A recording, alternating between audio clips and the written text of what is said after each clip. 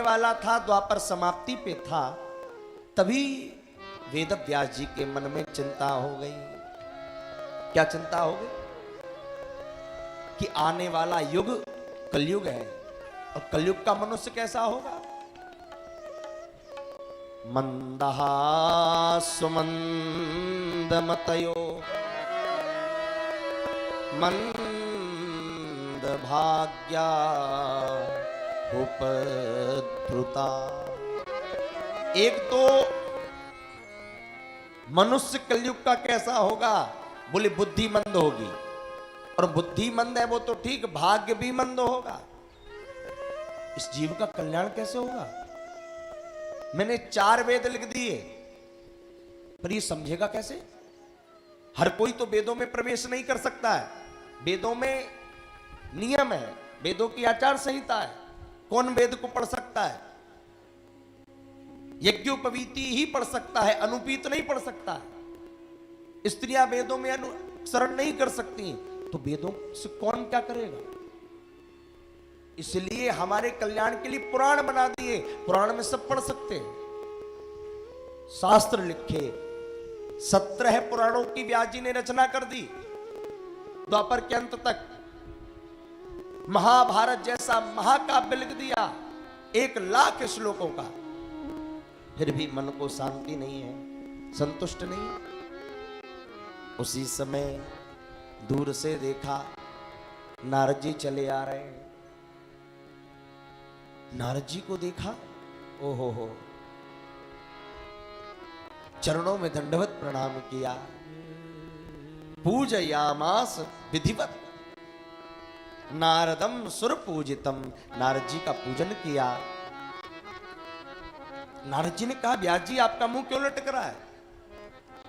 क्या बात है? हे पराशर नंदन, क्यों दुखी हो?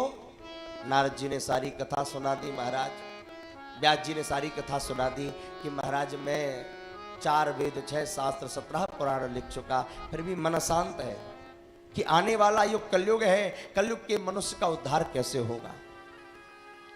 नारद जी ने कहा, अभी तक जो लिखा है ना, ये भगवान की कथा तो खूब लिख दी है। अब भगवान की भावपूर्ण भगवता प्रोक्तमिति भागवतम, अब साक्षात भगवान को लिख दो। व्यास जी बोले, मैं तो दासी पुत्र हूं, कैसे लिखूं? नारद जी अपने पूर्व जन्म की कथा सुना दी। अरे मैं भी तो पूर्व जन्म में दासी का पुत्र था,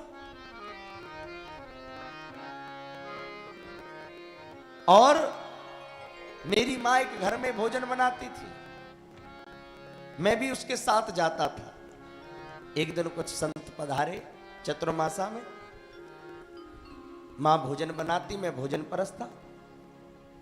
चतुर्मासा पूरा हुआ, संत जाने लगे, मैं भी पीछे लग गया, क्योंकि उनकी रोज की झूठन को खा खाकर मेरे अंदर भक्ति भाव जग गया।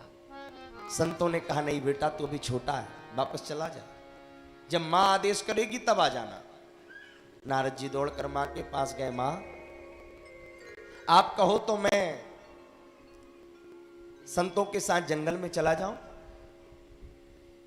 मां ने कहा, नहीं नहीं, एक ही तो मेरा बेटा है, वो भी जंगल में चला जाएगा, बाबा बन जाएगा, तो मेरा क्या होगा? तेरा तो विवाह करूंगी, विवाह करके बढ़िया बहू लाऊंगी। नारद जी बोले, हे भगवान, हम सोच रहे हैं माता जी को छोड़ के जंगल में जाएं, भजन करें, और माता जी दूसरी आफत की तैयारी कर रही है। ये तो ऐसी काल कोठरी, एक बार चले गए वापस नहीं आ पाएंगे। नारद जी कहते हैं, अब क्या करें?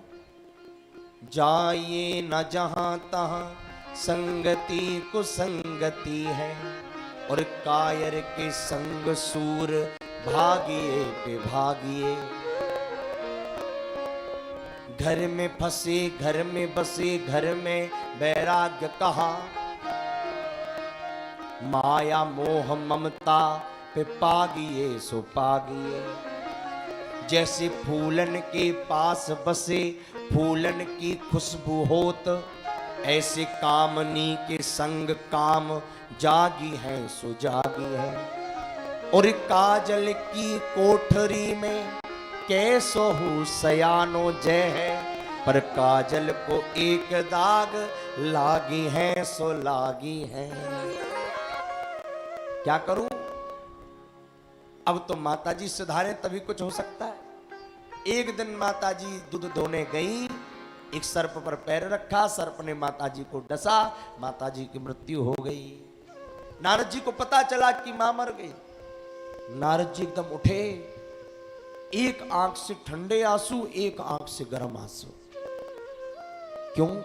एक तरफ तो खुशी है कि भगवान के भजन में एक ही बाधा थी, वो आज मिट गई, पर दूसरी दुख इस बात का है कि शरीर को देने वाली मेरी मां चली गई।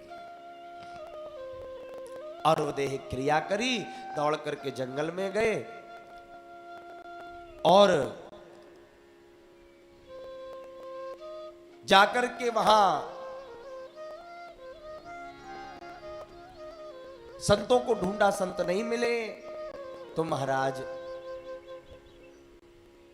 जब संत नहीं मिले तो उस द्वादशाक्षरी मंत्र ओम नमो भगवते वासुदेवाय, इस मंत्र का जप किया। इतना जप किया महाराज, वो सांवरी सलोनी सूरत नारद जी के हृदय में बस गई। पर जैसे मोहन ने चित्त चुराया मेरा, अब हाय श्याम वो कहां गया। नहीं दिखा, आकाशवाणी हो गई, अपरिपक्व कुशायाणाम, अभी तुम अपरिपक्व हो नारद, और जप करो और जप करो। नारद जी बोले अच्छा ठीक है।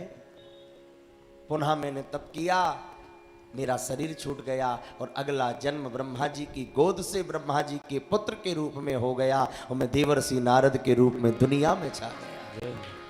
ये भजन का प्रताप। इसलिए आप चिंता मत करो, आप भागवत की रचना करो। कह दिया, वेद व्यास जी को 4 श्लोक की भागवत नारद जी ने सुना दी और 4 श्लोक के श्री व्यास जी ने 18,000 श्लोकों की संहिता बना दी।